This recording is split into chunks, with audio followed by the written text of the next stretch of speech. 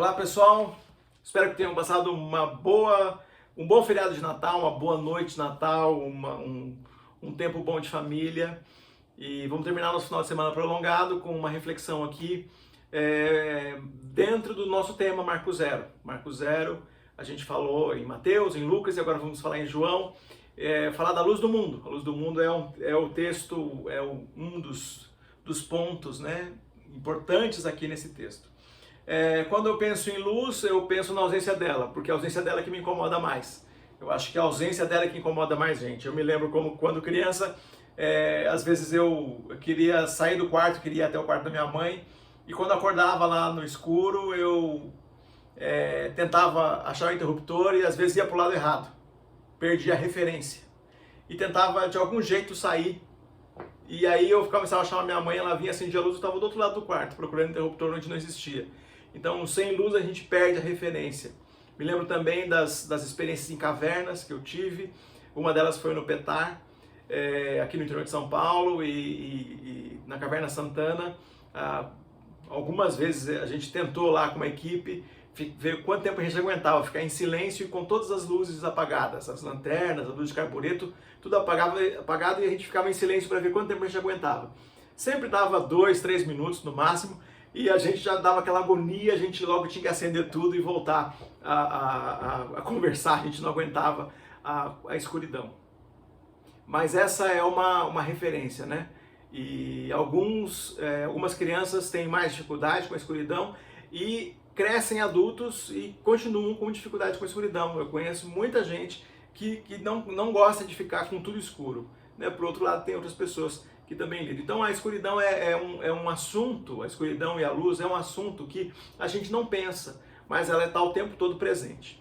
O texto que mostra pra gente, então, usando a referência do Marco Zero, é que em Gênesis, né, a gente tem a criação primordial, né, onde tudo é criado, onde acontece o haja luz, a trindade, falando, Jesus já está lá. E aqui em João a gente está falando também dessa expressão da criação. Vamos ler, então, João capítulo 1.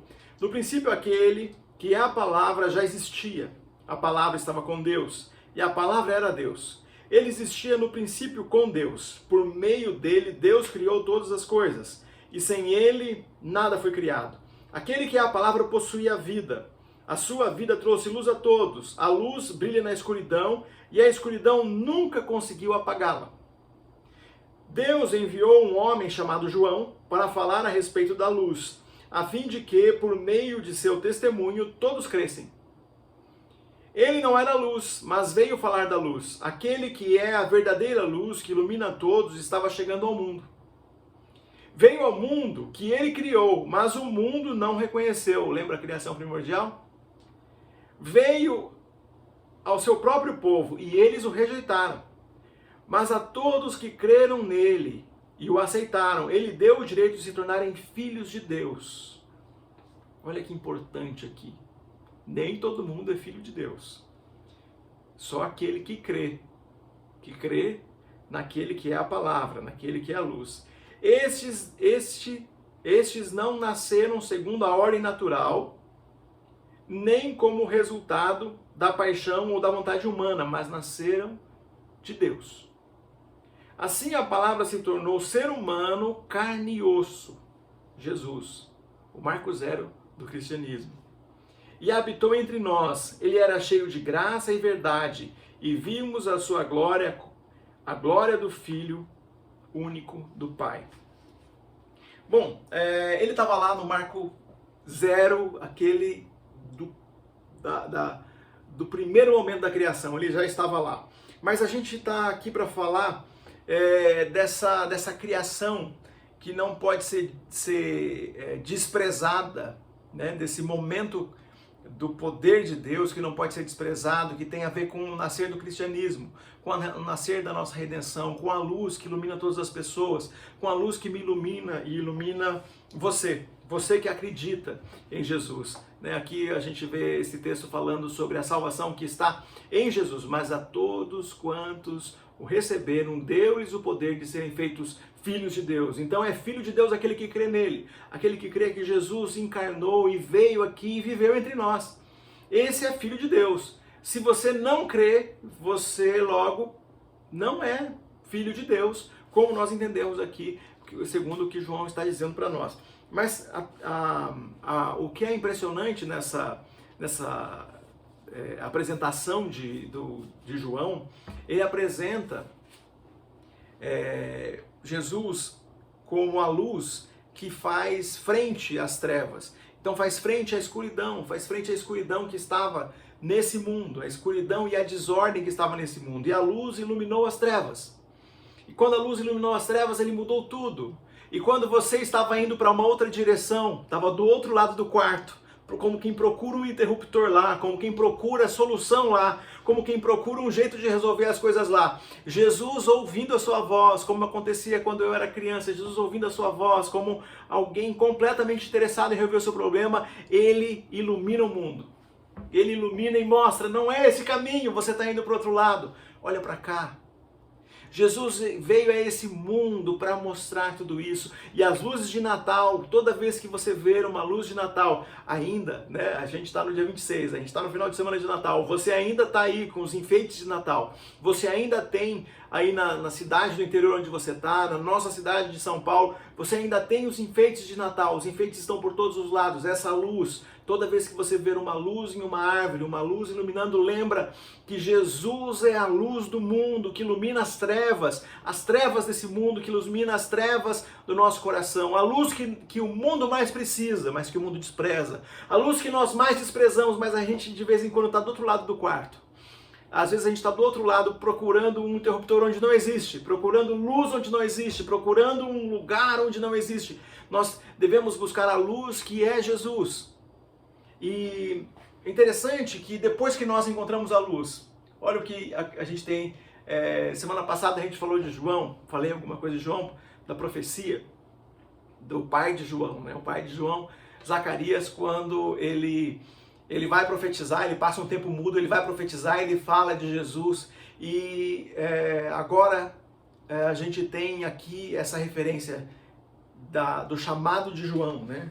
João, né? Deus enviou um homem chamado João para falar a respeito da luz, a fim de que, por meio de seu testemunho, todos crescem. Ele não era luz, mas veio para falar da luz. E esse é o desafio que nós temos. O desafio que nós temos é falar dessa luz que iluminou a gente, essa luz que ilumina nosso caminho, essa luz que transforma o mundo, essa luz que veio para todo ser humano da Terra, essa luz que está à nossa disposição, que está à disposição a todos aqueles que creem.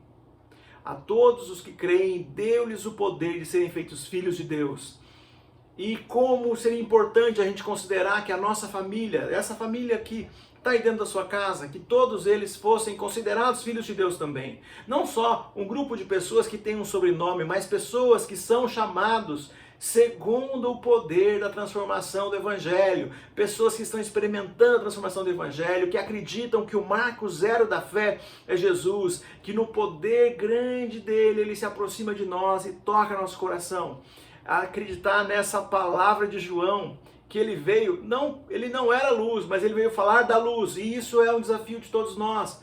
De alguma forma nós também temos o desafio de João. João falava no deserto, né? Haja luz. Né? Falava, arrependam-se, haja luz no seu coração, arrependa-se, muda o seu coração, que a luz entre no seu coração. E a gente anda na cidade hoje, haja luz, que a luz ilumine seu coração, haja luz, que a luz ilumine você, haja luz, que a luz ilumine as pessoas que você ama, haja luz.